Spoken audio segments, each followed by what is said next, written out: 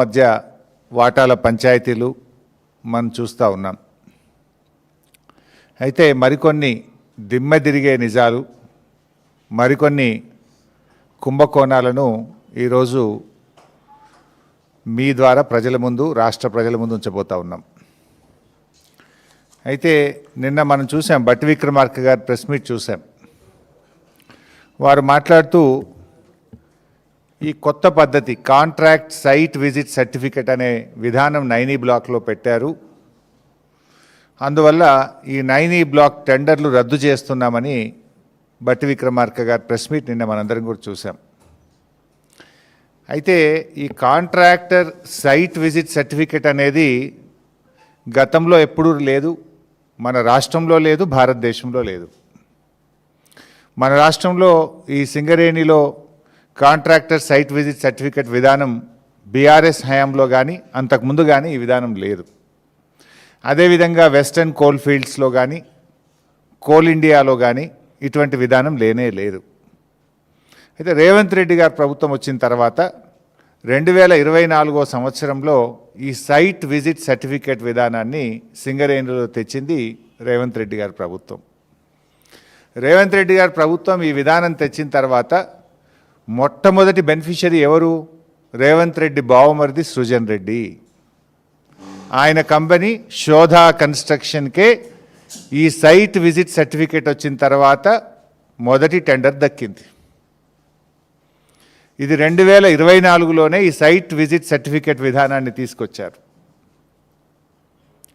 ఈ site visit certificate విధానం వచ్చిన తర్వాత సింగరేణిలో 6 టెండర్లు జరిగితే 6 టెండర్లు కూడా +7% టెండర్లు వారి వారి అనుయాయులకు కట్టబెట్టడం జరిగింది. ఈరోజు భారతదేశంలో పరిస్థితి ఏంది?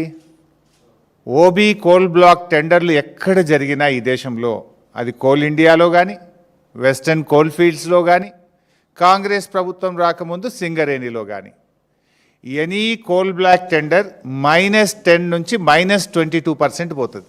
-10 నుంచి -22% పోతున్నారు కాంట్రాక్టర్లు.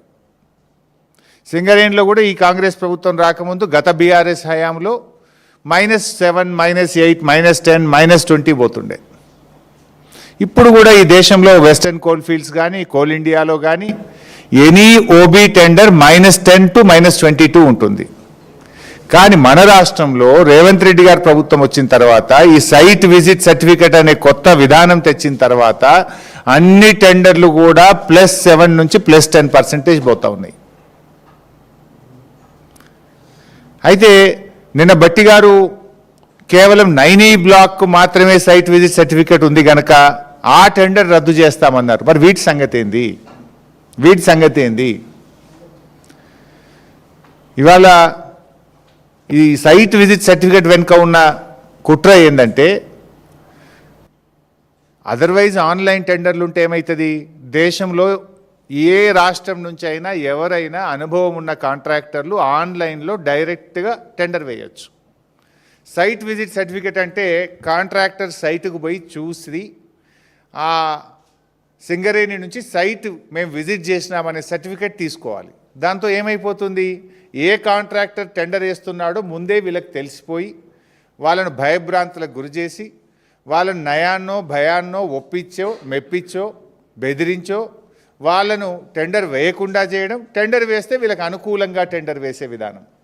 అంటే సైట్ విజిట్ సర్టిఫికేట్ ద్వారా ఎవరు టెండర్లు వేస్తున్నారో ముందుగానే తెలిసే ఒక గ్యాంగు రేవంత్ రెడ్డి ప్రభుత్వం తరఫున ఒక ఏజెంట్ని పెట్టినారు. ఆ ఏజెంటు ఎవరు టెండర్ వేస్తున్నారో తెలిసి మొత్తం రింగు చేసి +7, +10%కు టెండర్లు వేస్తున్నారు. గతంలో సైట్ విజిట్ సర్టిఫికేట్ లేనప్పుడు ఏమవుతుండే? ఈ దేశంలో ఎవరైనా ఎక్కడి నుంచి అయినా డైరెక్ట్గా టెండర్ వేసే అవకాశం ఉండేది. ఇప్పుడు ఆ అవకాశం లేకుండా చేసి ముందుగానే ఎవరు టెండర్ వేస్తున్నారో తెలుసుకొని నయాన్నో భయాన్నో బెదిరించో ఒప్పించో మెప్పించో వాళ్ళని టెండర్ వేయకుండా చేసి తమ అనుయాయులకు ఈ టెండర్లు కట్టబెడతా ఉన్నారు. అందుకే ఈ సైట్ విజిట్ సర్టిఫికేట్ వచ్చిన తర్వాత సింగరేణిలో జరిగిన వేల కోట్ల రూపాయల టెండర్లు +7 నుంచి +10%కు వీరు కట్టబెట్టుకున్నారు, పర్సంటేజీలు కొల్లగొడుతున్నారు. అదే పద్ధతిలో ఈ నైనీ బ్లాక్ చేయబోతే ఏం జరిగింది, వాటాల పంచాయతీ వచ్చి ఇవాళ రోడ్డు మీద పడ్డటువంటి పరిస్థితి మనం చూస్తున్నాం. అయితే ఈ సైట్ విజిట్ సర్టిఫికేట్ మీద దేశవ్యాప్తంగా అనేక కంప్లైంట్స్ వచ్చినాయి. ఇది ఎక్కడిది, వెస్టర్న్ కోల్ ఫీల్డ్స్లో లేనిది, కోల్ ఇండియాలో లేనటువంటిది. కోల్ ఇండియా ఈజ్ మదర్ అన్నట్టు వీటన్నిటికీ. అక్కడ లేనటువంటి విధానం ఇక్కడ ఎందుకు పెడతా ఉన్నారు అని అనేక కంప్లైంట్స్ కూడా వచ్చినాయి.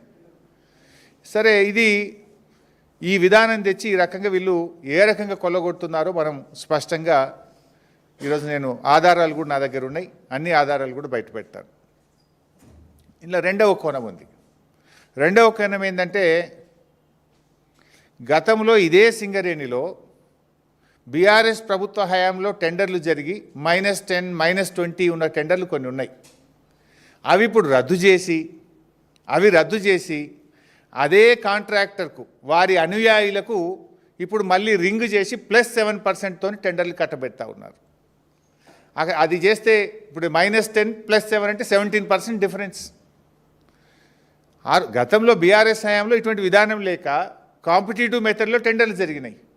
ఆ టెండర్లను రద్దు చేసి వీళ్ళంతా కూడా కూడబలుక్కొని అదే కాంట్రాక్టర్లకు ఆ కంపెనీ పేరు మీద కాకుండా వాళ్ళ సిస్టమ్ కన్సర్న్ వాళ్ళ అనుయాయులకు ఈరోజు +7 మీద టెండర్లు కట్టబెట్టి కమిషన్లు కొల్లగొడతా ఉన్నారు. ఉదాహరణకు నేను కొన్ని చెప్తాను. ఇప్పుడు గతంలో వెంకటేష్ ఖని అనే టెండర్ బీఆర్ఎస్ హయాంలో మైనస్ టెండర్ ఉండే. ఇప్పుడు వీళ్ళు 2025లో దాన్ని రీటెండర్ చేసి మళ్ళీ ప్లస్లో అప్పగట్టారు. అట్లనే ఎస్ఆర్పి OC2 శ్రీరాంపూర్ గతంలో మైనస్ టెండర్ ఉండే. ఇప్పుడు ఆ మైనస్ టెండర్ను రద్దు చేసి మళ్ళీ టెండర్ నిర్వహించి ప్లస్ టెండర్ కుమ్మక్కి చేసి రింగు చేసి సైట్ విజిట్ సర్టిఫికెట్ పెట్టి వారి అనుయాయులకు కట్టబెట్టే ప్రయత్నం చేస్తున్నారు. అట్లనే ఎస్ఆర్పి OC2 ఎక్స్పాన్షన్ 2025 ఇది టెండర్ ఇప్పటికి 3 సార్లు వాయిదా వేసిండ్రు. ఇది కూడా కట్టబెట్టడానికి ఇంకా డీల్ సెటిల్ కాక వాయిదాలు వేసుకుంటూ ఇప్పుడు వాళ్ళ అనుయాయులకు కట్టబెట్టే ప్రయత్నం చేస్తున్నారు. ఇది గతంలో జరిగిన టెండర్లను రద్దు చేసి తిరిగి తమ అనుయాయులకు రింగ్ చేసి కోట్లాది రూపాయల కమిషన్లు మాట్లాడుకొని టెండర్లు కట్టబెడుతున్నటువంటి పరిస్థితి. ఇంకో మూడవ కోణం ఉంది ఇందులో.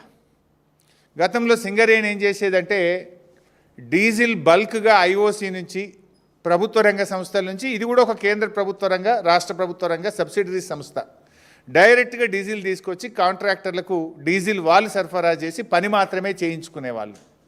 కానీ వీళ్ళ కమిషన్ల కోసం, వర్క్ వాల్యూ పెంచడం కోసం, పర్సంటేజీల కోసం ఇప్పుడు ఏం చేసిండ్రు, డీజిల్ను కూడా కాంట్రాక్టర్ ఖాతాలో జమ చేసినారు. అప్పుడు ఏమైంది, 50 కోట్ల పని 100 కోట్లు అవుతుంది, డబుల్ అవుతుంది. పర్సంటేజ్ 50 కోట్ల మీద 10% మాట్లాడుకుంటే 100 కోట్లు డీజిల్ కూడా కలిపితే 100 కోట్ల మీద 10% వస్తుంది కదా. కమిషన్ల కోసం సింగరేణి ఇచ్చేటువంటి డీజిల్ విధానాన్ని రద్దు చేసి దాన్ని కాంట్రాక్టర్ ఖాతాలో జమ జరిపి ఈరోజు పెద్ద ఎత్తున పర్సంటేజీలు కొల్లగొట్టే కొత్త విధానాన్ని కూడా రేవంత్ రెడ్డి ప్రభుత్వం తీసుకొచ్చింది. ఇన్ఫ్యాక్ట్ దీనివల్ల సింగరేణికి బాగా లాస్. ఎప్పుడైనా కాంట్రాక్టర్కి బిల్లు చెల్లించినప్పుడు 18% GST కట్టాల్సి ఉంటుంది. నువ్వు 50 కోట్లు పని చేస్తే 50 కోట్ల మీదనే నీకు GST కట్టాలి. ఇప్పుడు డీజిల్ కూడా కలిపితే ఏమవుతుంది, అది డబుల్ రేట్ అవుతుంది, 100 కోట్లు అవుతుంది 50 కోట్ల పని. ఇప్పుడు 100 కోట్ల మీద GST కడితే సింగరేణి సంస్థకు నష్టం కదా. అంటే ఈ రకంగా సంస్థకు నష్టమైనా సరే మాకు కమిషన్లు పెరగాలి, మాకు కమిషన్లు వస్తే చాలు అని చెప్పి ఈ కొత్త డీజిల్ విధానాన్ని కూడా తీసుకొచ్చి ఇటు సంస్థకు నష్టం చేస్తున్నారు, మరోవైపు వీళ్ళు కమిషన్లు కొల్లగొడుతున్నటువంటి పరిస్థితి. ఇదంతా కూడా ఎవరి కన్సర్న్లో జరుగుతుంది, ముఖ్యమంత్రి గారి దగ్గరి సన్నిహితుడు, ఆయన సమీప బంధువు కనుసన్నల్లోనే ఇదంతా జరుగుతూ ఉంది.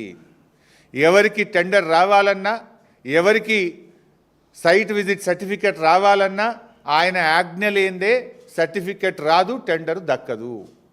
ఒక రింగ్ లీడర్, ఒక గ్యాంగ్ లీడర్ని పెట్టినారు. ఒక్కొక్క దానికి ఒక గ్యాంగ్ లీడర్. సింగరేణికి కూడా ఒక గ్యాంగ్ లీడర్ని పెట్టి ఇలా ఆయన కనుసన్నల్లో ఇక్కడ సైట్ విజిట్ సర్టిఫికెట్లు, టెండర్లు దక్కించుకునేటువంటి విధానాన్ని ఇలా ఈ ప్రభుత్వం, రేవంత్ రెడ్డి ప్రభుత్వం తీసుకొచ్చింది. ఇలా నేను ఒకటి అడుగుతా ఉన్నా, చీటికి మాటికి సిట్ అంటున్నావు కదా, చీటికి మాటికి ఎంక్వైరీలు అంటున్నావు కదా, నేను ఇంత ఓపెన్గా ఫ్యాక్ట్స్ బయట పెడుతున్నా. నీకు నిజాయితీ ఉంటే, దమ్ము ఉంటే దీన్ని CBI విచారణకు ఆదేశించు. అన్ని సాక్ష్యాలతో సహా నేను CBIకి అందించడానికి సిద్ధంగా ఉన్నా. ఇప్పుడు కిషన్ రెడ్డి గారు కోల్ ఇండియా మినిస్టర్, ఇలా కేంద్ర ప్రభుత్వంకు సింగరేణిలో 49% వాటా ఉంది.